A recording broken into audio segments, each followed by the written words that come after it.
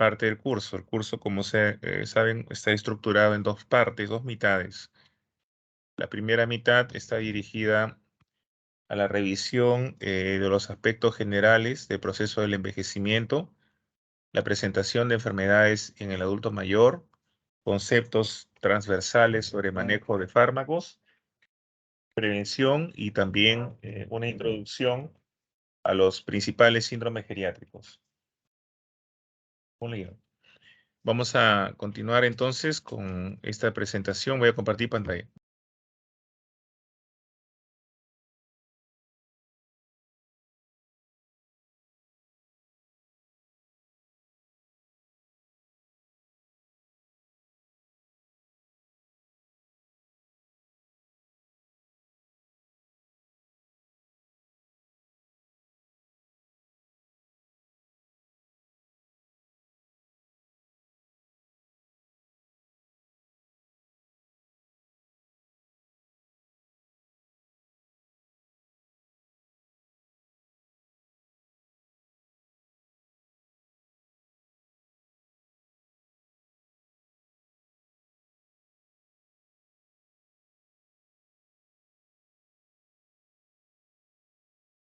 Bien, entonces estos factores socioeconómicos que han influenciado para una nueva generación de ancianos tienen mucho que ver con los aspectos gerontológicos del envejecimiento. Sabemos nosotros, por los estudios que ya se han compartido y en las clases anteriores, de que la población, la población mundial se había mantenido relativamente estable hasta los últimos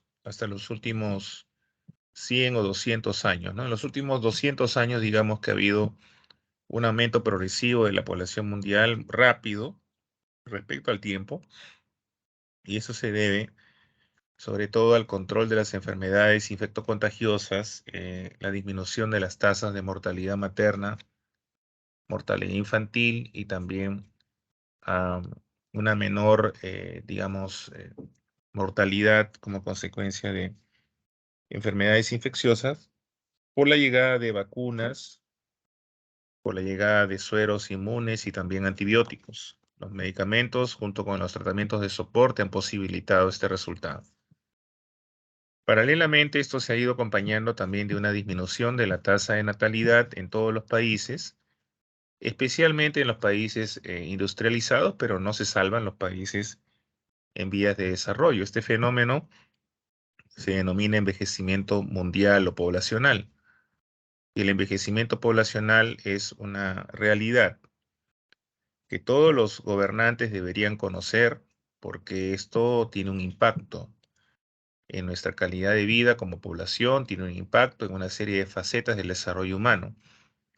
Dicho sea de paso, tampoco existen precedentes de este envejecimiento poblacional en la historia de la humanidad.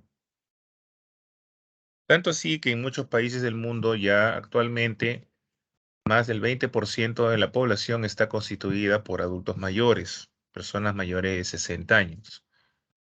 Muchos de estos países van a tener incluso situaciones límites como disminución de la población económicamente activa y también en otros casos se están encaminando hacia el proceso de envejecimiento como el Perú, que es un país en transición demográfica, en el cual actualmente tenemos un 13% aproximadamente de la población mayor a los 50 años, a los 60 años.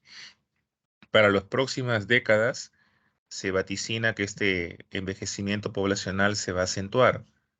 Probablemente en el Perú estaremos llegando en el año 2040, eso es lo que se ha propuesto para el 2040, debemos estar llegando a casi un 19-20% de la población peruana constituida por adultos mayores. Esta realidad, lamentablemente, como ya mencioné al principio, no ha sido tomada en cuenta por nuestros gobernantes. La mayor cantidad de los adultos mayores en el mundo se radican pues en países en vías de desarrollo, no en los países industrializados.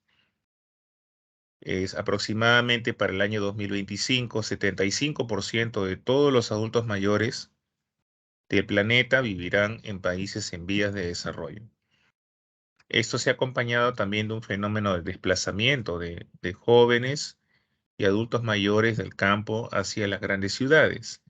Las familias también han ido modificando su estructura. En algunos países esto es bastante evidente, como en el caso de nuestro país. En otros países no. Debido a que ellos han tenido una menor tasa de natalidad, van a encontrarse países en los cuales los adultos mayores viven solos, ¿no? Es una realidad mucho más frecuente, repito, en otros países respecto al Perú.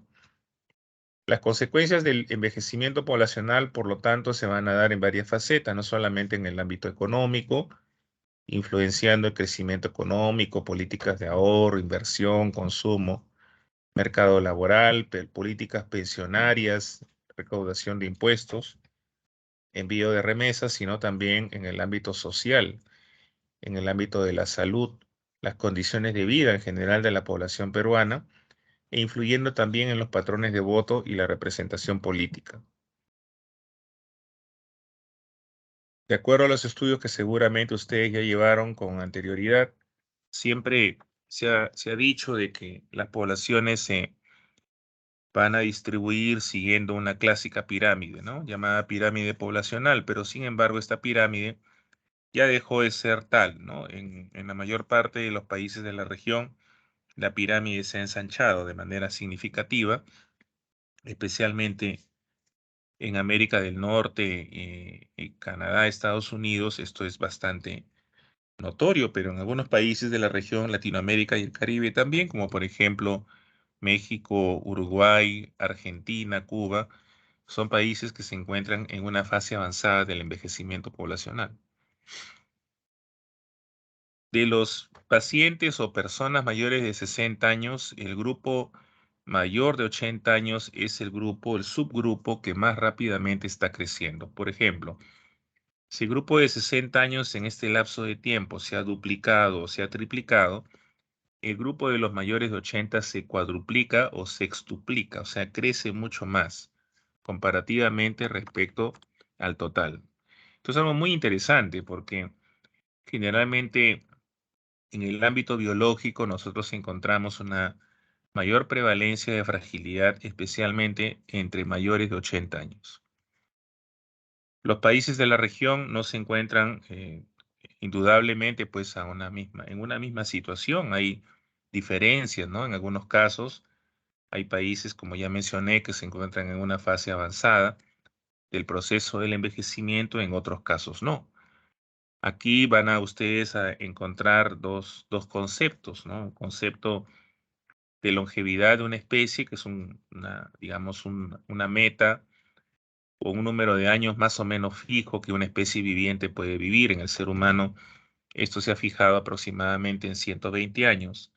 Pero por otra parte, existe un concepto mucho más práctico, que es el de expectativa de vida al nacer, que en nuestro país bordea aproximadamente los 75, 76 años. La expectativa de vida al nacer es superior a la expectativa de vida que se tenía en el Perú hace 50, 100 o 200 años. Evidentemente ha mejorado, ¿no? Y la expectativa de vida al nacer será superior en los países industrializados.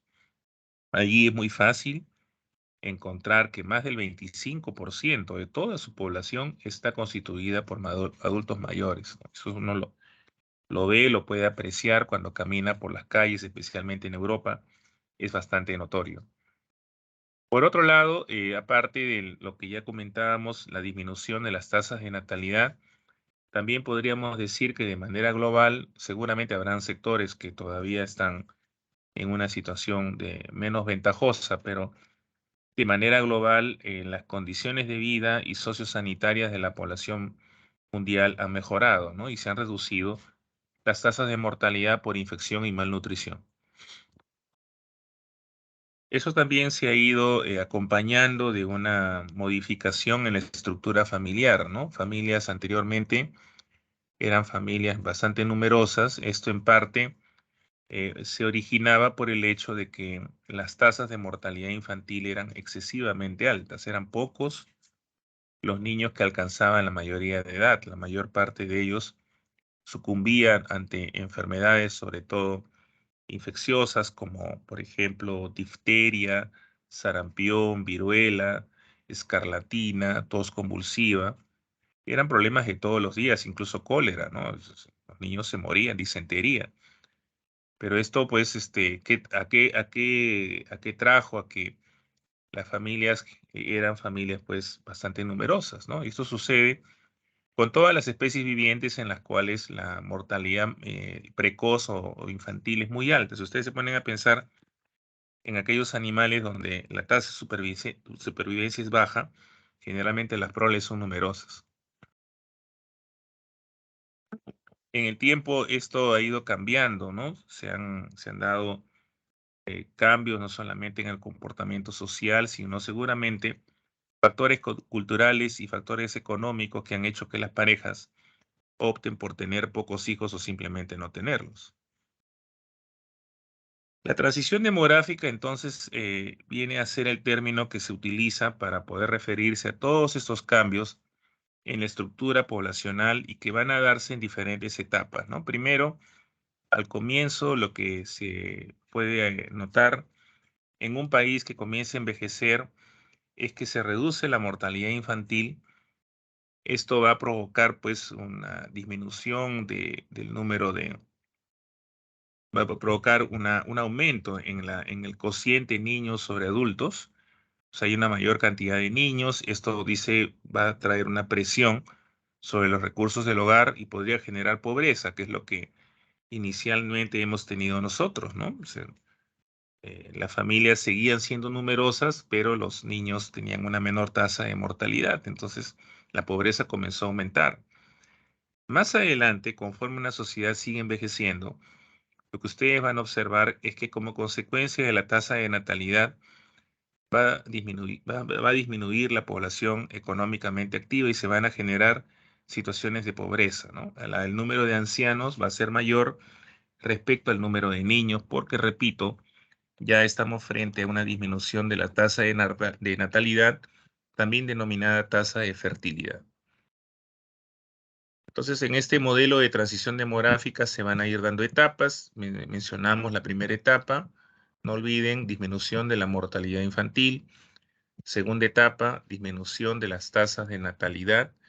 Tercera etapa, aumento en la expectativa de vida al nacer. Y finalmente, una reducción del número de individuos que conforman la familia. El Perú tampoco escapa a esta realidad. Como ya mencionábamos, la tasa de mortalidad infantil, que es esta curva que está acá, ustedes pueden observar, se ha ido reduciendo de manera paulatina con el paso del tiempo desde hace aproximadamente 70 años, de ser un valor aproximadamente en 161 por 1000 nacidos vivos. Imagínense, 161,9 por 1000 nacidos vivos, se ha reducido a 9,6 actualmente. Perdón, se ha reducido a 17,2, 11,2 por 1000 nacidos vivos. Es una reducción significativa de 161 hasta 17,2. Imagínense cómo se ha reducido la tasa de mortalidad infantil. Entonces, ¿eso qué significa? Que los niños que nacen viven más tiempo, ¿no? Se convierten en adultos. Mientras que la esperanza de vida al nacer continúa en crecimiento. Todos los países, por lo tanto, son distintos. Los cambios socioeconómicos generalmente se van dando en los estratos sociales más altos de un grupo humano, se van difundiendo posteriormente en el resto de la población. La transición demográfica se acentúa sobre todo en los países desarrollados, industrializados, y esto ha generado profundas desigualdades sociales con repercusión en la salud de grupos vulnerables, ¿no? Tenemos también una gráfica del régimen demográfico moderno, llevándonos a una situación límite que se denomina crecimiento cero regresivo. Esto ya se ha visto en algunos países como en Uruguay y en varios países europeos donde el número de nacimientos es menor que el número de fallecimientos que ocurre cada día. En la transición demográfica, entonces, vamos a encontrarnos repito, en la segunda etapa de un país que ya está encaminado hacia el envejecimiento, nivel de reemplazo inferior, un nivel de fecundidad menor al nivel de reemplazo, las familias generalmente optan por posponer la- la llegada del primer hijo, aumenta el número de parejas consensuales, disminuye el número de matrimonios, aumenta el número de separaciones y divorcios, que es una realidad de todos los países, incluso nuestro país y todos los países de la región. Las estructuras familiares se hacen más diversas por razones sobre todo de índole económica y falta de trabajo estable. Entonces, muchas de las familias tienen esta característica que se convierten en multigeneracionales, ¿no?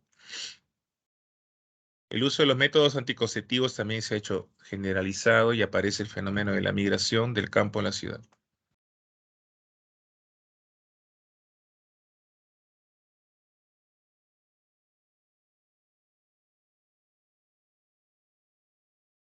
Bien, entonces los países desarrollados primero se hicieron ricos y posteriormente envejecieron. Los países en vías de desarrollo envejecen siendo todavía pobres. Es una realidad importante que hay que tomar en cuenta, ¿no? O sea, el hecho de que seamos países denominados en vías de desarrollo, el tercer mundo, no significa que no tengamos envejecimiento, ¿no? El envejecimiento no es solamente de los países ricos. El Perú envejece y envejece muy rápidamente, con todavía la dificultad, por ejemplo, en el ámbito sanitario, que nuestro sistema de salud es bastante ineficiente, ¿no? Y fragmentado a la vez. La transición demográfica entonces se va a acentuar en las áreas urbanas, migración, campo a la ciudad, aumento en la edad de la población laboral y sobre todo mujeres. También una situación importante a nivel del campo, despoblamiento del campo, eso se ve mucho en las áreas rurales de nuestro país, sobre todo los serumistas que están haciendo su trabajo durante un año lo aprecian bastante.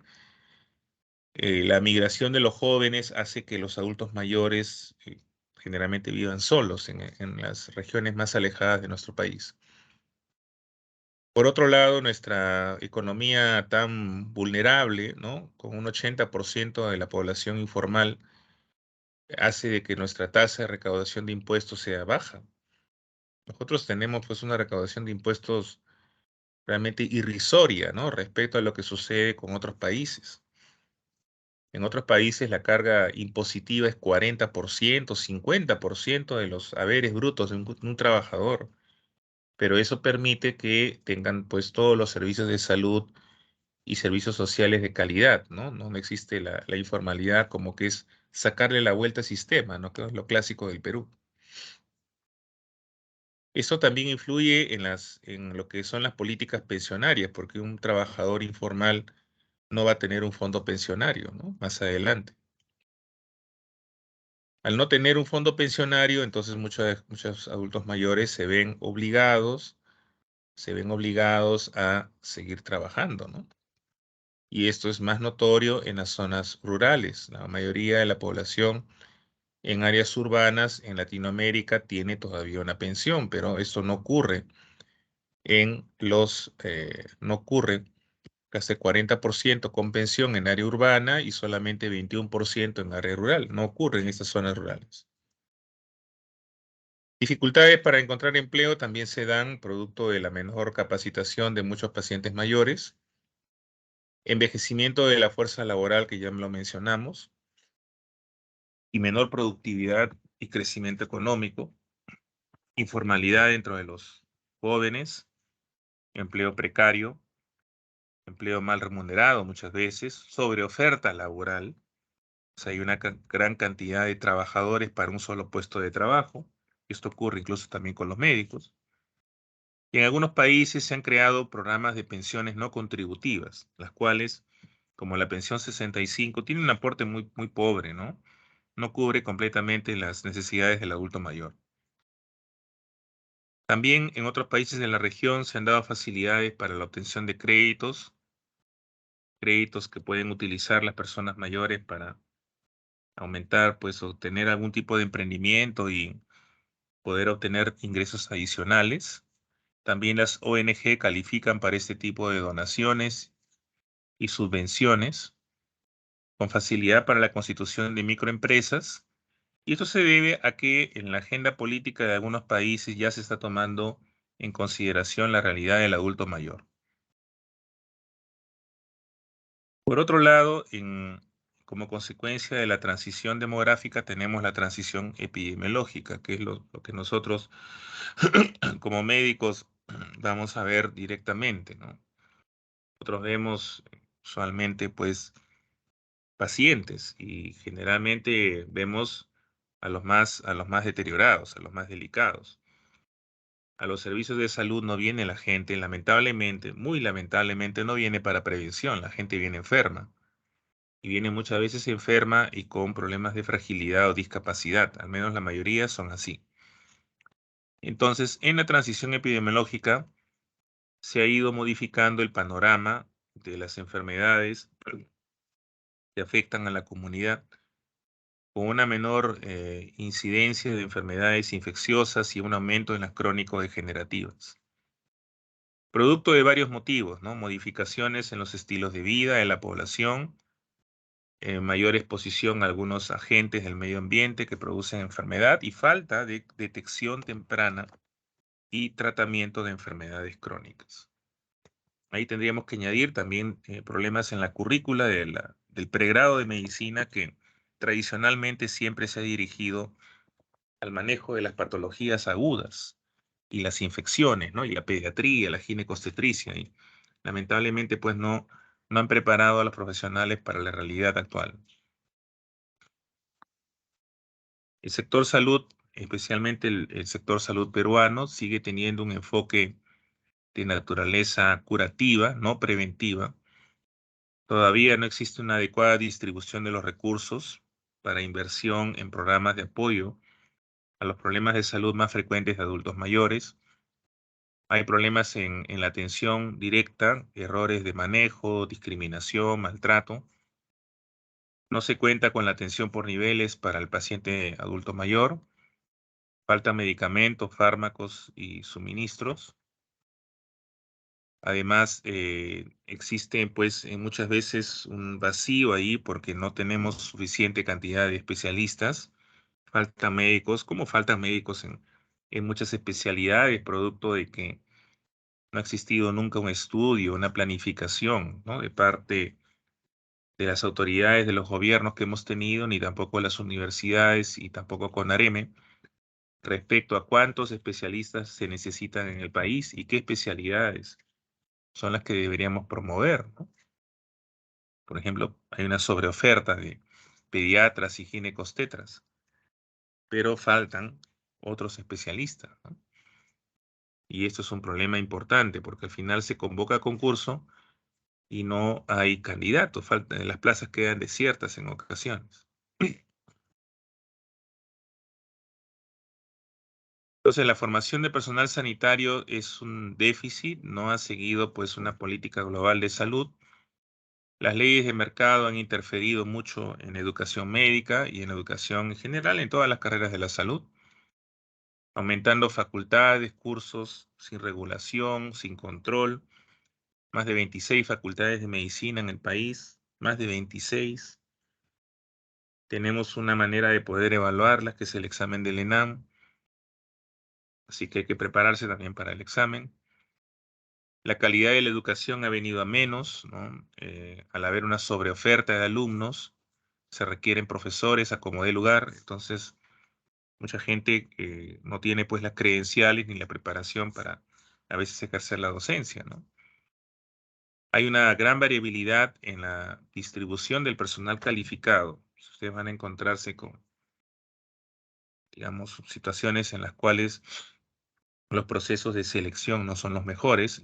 El trabajo médico se ha desvalorizado. Hay médicos que trabajan y cobran, por ejemplo, 5, 8 soles por una consulta, ¿no? Lo cual pues es una cosa alarmante, ¿no? Después de todo lo que demanda y los esfuerzos y sacrificios de prepararse para esta carrera, cobrar 7, 8 soles por una consulta es algo sorprendente, ¿no? Y peor, si uno quiere poner la tarifa, pues hay pacientes que seguramente van a decir, bueno, a mí me cobran tanto en otro lugar, ¿no? Entonces siempre va a haber eso, ¿no? El médico está en la completa libertad de poder utilizar o manejar su propio tarifario de acuerdo a sus calificaciones y experiencia. En muchos programas de pregrado, ya les comenté, en muchas universidades, puede sorprender, pero no hay el programa de geriatría en pregrado. Son pocas las que tienen el curso. También mencionar que la gerontología ya es una carrera universitaria, sin embargo, todavía no tiene la definición y las oportunidades de trabajo que se quisieran.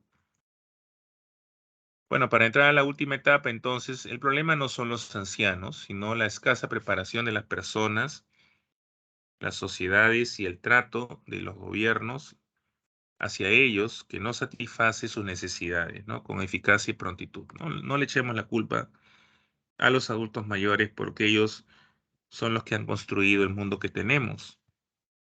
Si ahora estamos acá en esta clase y ustedes están al otro lado de la pantalla, se lo debemos a las personas mayores. El mundo que construyeron probablemente no es perfecto, pero es lo que tenemos, ¿no? Entonces tenemos que trabajar en base a ese legado que nos están dejando. Hay un grupo de definiciones, sí, para terminar, que vamos a revisar. Una de las más importantes es lo que se conoce como envejecimiento saludable, activo, efectivo, productivo, exitoso, deseable o ideal, que es un concepto que ha venido con fuerza en las últimas décadas. Significa envejecer sin discapacidad, sin dependencia, comprimiendo la morbilidad hacia el final de la vida, ¿no? Aumentando la expectativa de vida activa. ¿Qué sucede? Que todos nosotros sabemos de que la expectativa de vida al nacer ha aumentado, pero no necesariamente la expectativa de vida libre de discapacidad. O sea, hay mucha gente que vive 80, 90, 100, 110 años o incluso más, pero vive en esta etapa con discapacidades. Entonces, eso todavía la medicina moderna no ha podido evitar, o sea, no se ha podido evitar ese gap, ¿no? Ese periodo de tiempo con problemas de salud serios. Es cierto, la gente puede vivir más, pero no siempre en buenas condiciones. Entonces, ese es un problema pendiente de resolver. Entonces, este concepto de envejecimiento exitoso abarcará no solamente aspectos físicos, como por ejemplo ausencia de enfermedad, discapacidad, control de factores de riesgo, sino sobre todo aspectos relacionados con la valoración geriátrica, capacidades funcionales, físicas y cognitivas intactas, mantenimiento de una red social y familiar de apoyo, actividades productivas, roles comunitarios, como también habilidad para poder adaptarse a estos cambios producidos por la vejez.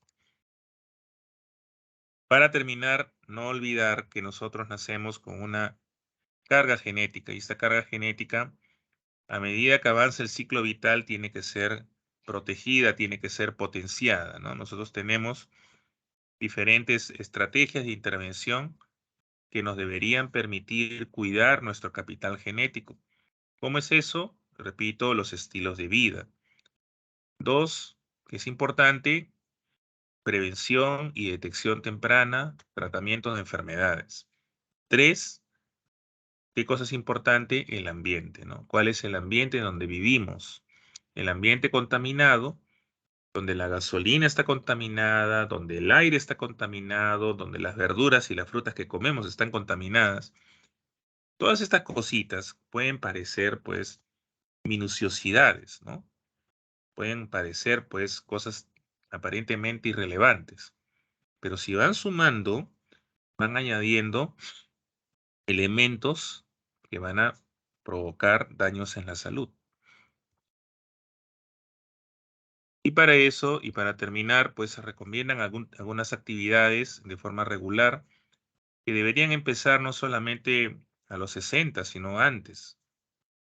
El control del peso, la actividad física, el entrenamiento mental, la detección y el control de los factores de riesgo cardiovasculares, evitar agentes tóxicos. las redes sociales y familiares, el soporte, el acompañamiento del adulto mayor y la mejora de su autoestima deben ser actividades comunes en toda sociedad. Entonces, recuerden, para terminar los mensajes para casa, ¿no? Primero, recuerden que estamos viviendo un proceso inédito en la historia de la humanidad que se llama el envejecimiento poblacional. Se habla a veces poco de esto, pero es una realidad y va avanzando muy rápido, de manera irreversible y duradera, con diferentes consecuencias en la vida humana. La región está envejeciendo a un ritmo acelerado, especialmente el subgrupo de mayores de 80 años, que es el que más rápido envejece, pero sin haber resuelto sus problemas de países en vías de desarrollo.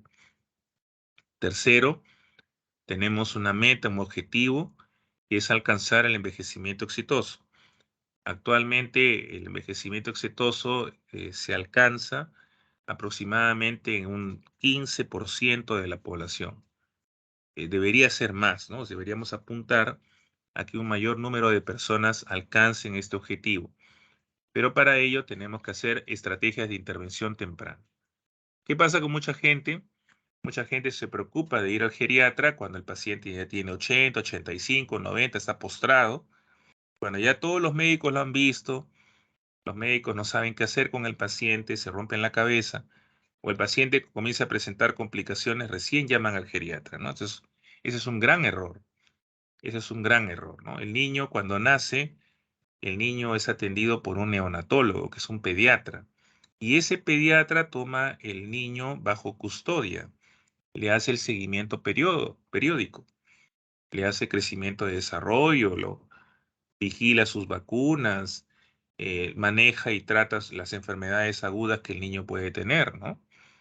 En el campo geriátrico también lo correcto debería ser que una persona a partir de los 60 años sea evaluada y sea de manera sistemática controlada por un geriatra, ¿no? Ese debería ser el modelo por el cual deberíamos optar, ¿no? Y segundo, la geriatrización de la atención médica. Seguramente ya tanto Rubén, Rosa como Sofía les deben haber explicado cómo existen diferencias en cuanto al modelo de atención en medicina interna y geriatría, ¿no? En geriatría, la valoración geriátrica integral es una de las grandes diferencias que tenemos. Hay otras más, evidentemente, lo podemos discutir en otro momento. Pero la aplicación de la BGI nos da la oportunidad de mejorar todos estos indicadores de salud. No sé si hubiera alguna pregunta, comentario o duda.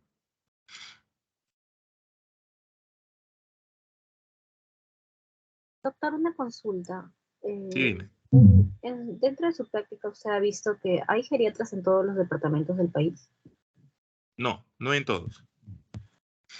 No en todos. La Sociedad de Gerontología y Geriatría, hay dos sociedades para empezar. La Sociedad de Gerontología y Geriatría, que es la sociedad madre, ¿no? Fundada en 1978, de la cual tuve la oportunidad y el honor de ser presidente del año 2009 al 2011, periodo de 2 años. Y hay una sociedad, bueno, aparte que se fundó después, que es la Sociedad Peruana de Geriatras, ¿no? En el tiempo que yo asumí la presidencia, en el Perú habían aproximadamente 100 geriatras. Y cuando yo ingresé a la sociedad en el año 2000, aproximadamente habían 70 o 65. Los primeros geriatras de esos 70, los primeros, eran geriatras no escolarizados. La gran mayoría eran no escolarizados porque no había pues residentado en geriatría. El residentado recién comenzó en el año 1992. Mientras que de mi promoción somos dos geriatras. Mi promoción de pregrado en Cayetano éramos 78. Somos 74, ¿no? Hay 5 fallecidos. De esa promoción, dos hemos hecho geriatría. Un amigo que es José Luis Capuñay, él hizo geriatría aquí en Cayetano. Él es el primer residente. Ha sido el primer residente escolarizado en geriatría. En el 92 ingresó. Y yo viajé al extranjero, hice residencia fuera, ¿no? Estuve 6 años fuera haciendo residencia. Somos dos, entonces, de la promoción. Y después, ya el programa de geriatría de Cayetano lo implementó San Marcos, Villarreal. Fueron las tres primeras que siempre han sido las tres, digamos, las tres grandes, ¿no? De universidades en Lima.